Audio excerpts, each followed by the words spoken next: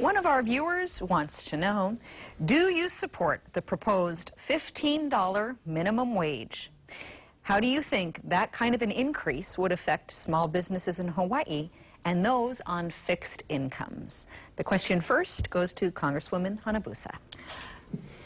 I have always been a supporter of the concept of a livable wage. And unfortunately for Hawaii, $15 may not be livable enough. But we have to start somewhere. And that's always the challenge in doing what would be a living wage for a particular area.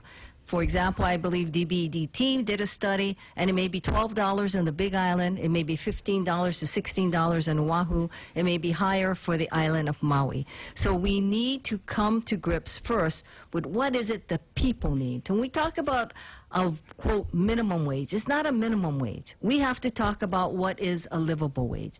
The question, as it focuses on its impact on small business and others, is a very valid question.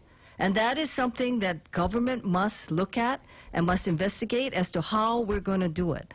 Notwithstanding, what you can start with is your own employees. And know that this administration has about 2,000 employees who do not make $15 an hour.